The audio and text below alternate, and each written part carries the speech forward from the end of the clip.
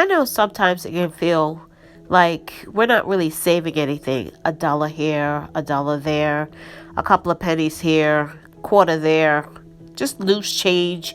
You know what? We're all looking for those big savings, those big wins, those let us rack it up really quickly 10, 20, 30, 50, whatever the case may be in savings. It doesn't always happen that way.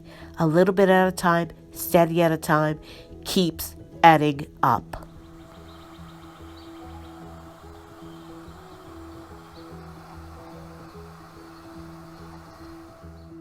Hello friends, and welcome back to my channel. So today I'm going to be talking to you about frugal tips and tricks on how to save money on your electricity bill or electricity in general, even if it's not your bill. So the first thing is what they call standby, vampire, or what I call phantom electricity. And that's basically electricity that is pulled from things that are off. Say, for instance, a laptop or a phone that might be plugged in. It might be off, but it's still pulling electric. And one way we fight phantom electricity is to use a surge protector. Now, we use one very similar to this, and what we do is we plug in our computer and our printers to a surge protector, and when not in use, we unplug the surge protector. So all you have to do is plug in that one surge protector plug, and it powers our computer and our printers. So the next tip is to change your light bulbs to LED bulbs. Now, I know when we first moved into our house 10 years ago, we were putting these in, and they said they should last about 10 years or so, and we did not think they were going to last that long. 10 years later, most of them are still going. We have replaced some of them with this new style of LED bulb, which is very similar to the older incandescent bulbs that they had. So change out your light bulbs for LED bulbs. They are a lot better than they used to be. They don't take that same amount of time to warm up like the old ones did, but I didn't mind that. So change out your LEDs, your bulbs to LEDs. Now this one my family has a problem with, and I have to constantly remind them pretty much all the time, is to turn off the light when you leave a room. Even if you're coming right back, turn it off, because you know what? You never really come right back. So turn off the lights when you leave the room.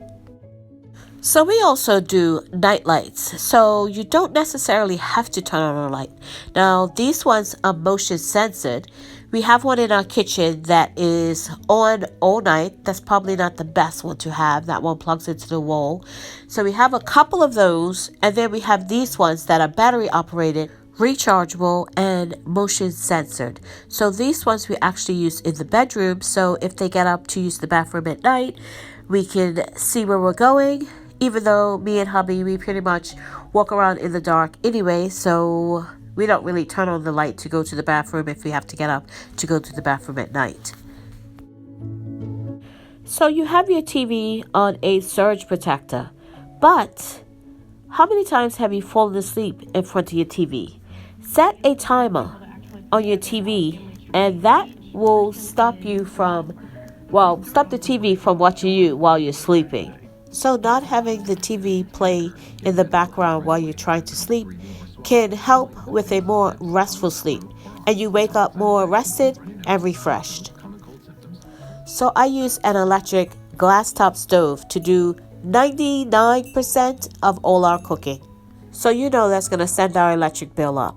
But my tips are to do one-pot meals, to do larger meals and freeze a portion or have enough for leftovers so you're not cooking as often, and use pots on the appropriate burner size. So if you got a big pot, use a big burner. Do not put a small pot on a big burner. Now my front one, it could go to 2 different levels. Don't put a small pot on your biggest burner. You want to do appropriate size for the pot you are using on that particular burner. So this is the thermostat we use. Yes, I have a hole there that we haven't patched. Our old one clunked out and it was bigger than this one. So yeah, that's why there's a hole right there that needs to be patched, which we haven't done yet. So this is the one we use, and it says 62 right now because it is beautiful outside. And I have the windows open and fresh air coming in. And I am enjoying this nice warm day. Even though it says 62 in here, it is beautiful. So we're spending most of our day outside. So this is a programmable thermostat. So in the winter, they say you sleep better when it's cooler. So we set our thermostat to 58. Yes, I know that's cool when we're sleeping. And everybody is nice and toasty warm with warm pajamas, those little footy pajamas or socks or whatever in the wintertime when they sleep. So we don't feel we need the heat up that high. And when we're sleeping, we get a better night's rest with cooler temps. So set your thermostat maybe 1 or 2 degrees lower if you can stand to, and that will help on not only electric, but natural gas or whatever you're heating your home with. In our case, it's natural gas. And in the summertime, if you can set your thermostat 1 to 2 degrees higher, not being as cold, then that will save on electric as well. We had a swamp cooler when we first moved in. We actually came and inspected our house the day before we closed, and the day of closing when we came back, our swamp cooler was gone. And you know what? We never replaced it. The pad was still there, but the swamp cooler AC unit had grown legs and walked away. And we were pretty much fine with that because it probably needed to be changed anyway. And it was at the back of the house in the backyard, and you had to walk around the complete house to see it. So it was somebody that had actually toured the house or knew of the house being for sale that actually knew where it was and probably walked off with it. But our house stays cool enough to where we can get away with using ceiling fans for our cooling needs in the summertime. Now, this one in particular has a winter setting and a summer setting depending on what time of year, and it will circulate the air accordingly. And using a fan like this with a clip on it will work great on a bunk bed that even a ceiling fan, the lower bunk won't get that air circulation. This works great in that situation. Also, these stand oscillating fans work great in a larger room, or even like a smaller desk one, or even a end table or a nightstand will work great for like a desk sort of fan. My mother always said a fan cools a person, not a room. So I am looking out my kitchen window. So when it's nice and sunny out, we actually have our windows open, our blinds up, our curtains up, and letting in the fresh air and the sunlight. So that's one way we actually cut down on electric. And I will do this even in the winter time. I would open my curtains and pull up my shades, and I would let the sunlight in. That's twofold. I'm getting light from the sunshine as well as the warmth. So that warms my house and cuts down on electric and heating. So I don't know if you noticed, I have a washer, but I have no dryer. We actually line dry our clothes. So that cuts way down, because the dryer is one of the heaviest electric pullers in your house, and in addition to maybe an electric stove. So we dry everything on a line. This is in my basement. We have one outside for the summertime as well, and we also use this accordion style one to dry smaller things, and we dry that right in our basement. In a day or two they are dry, and we bring them up, and what I do is I fold clothes right away. As soon as they come off the line, I fold them up. I know it's kind of hodgepodge here, but I fold them up and we put them away, and that helps reduce wrinkles, as well as we get things hung up that we wouldn't normally iron, and they just fall out and we can wear them without ironing. So that cuts down on electric as well. Does anyone have an ironing board anymore? So our fridge went out, and the one that we got that was new to us also went.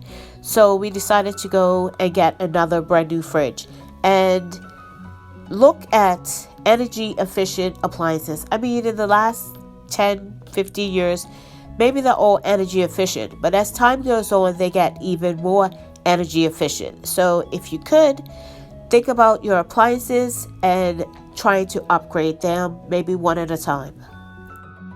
So this next one may have heavy upfront costs, but may pay off dividends in the end, and that's solar for your house. Now, I know in recent years there have been programs to help you with this sort of thing, and even where you can sell back extra solar or extra electric to the power company. Whether they're still in place or not, I really don't know. You might want to do some research on that, but this is another way that you can potentially save a lot on your electric. Even if you can't run everything, maybe you can run a couple of appliances on solar. So I don't know if you get one of these in your bill for your electric, but this always comes in our bills this time of year. It's tips and things you can do to help save or be energy efficient, and pretty much all of these I currently do. Probably not. I don't have any repair of ductwork or anything like that. We had our AC unit tuned up probably about 2 or 3 years ago, and we do not do this because we do not want a smart thermostat that they can just turn off or turn on as they at whim or whatever. But yeah, we don't want that. So we've never upgraded to this. We have the one I showed you earlier, but otherwise than that, we are not upgrading to this. So here in the state of Michigan, I actually called about this years ago and they said they didn't have it. And lo and behold, come out, I don't know, maybe 6 months, a year later, sure enough, they started doing on-peak hours and off-peak hours. And this is what the hours are and what the time of year is. And it's funny how they do on-peak hours, as you can see, is just in time for people to get home from work. How you figure? Yep.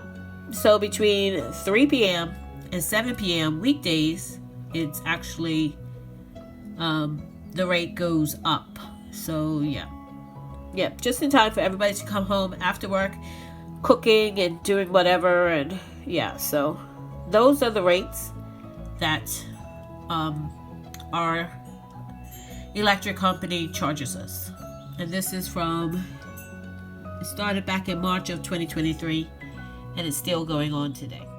So just to note, our rates actually have increased several times since this came out, and they are just now proposing another rate increase. So probably about 4 or 5 rate increase since this actually came out in March of 2023. And Michigan is ranked number 11 amongst the highest electric rates in the country, behind places like Hawaii, California, New York, Alaska.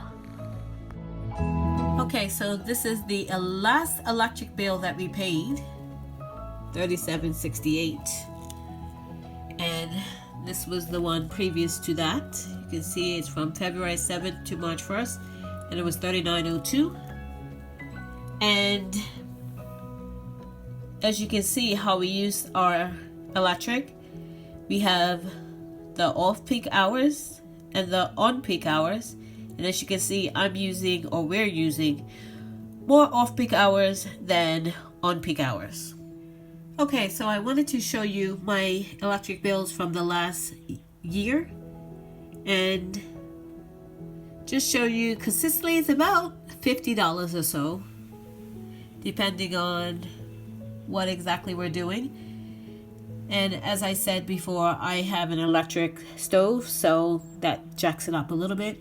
And here, these two right here, was a whole complete mess because something went on with the system.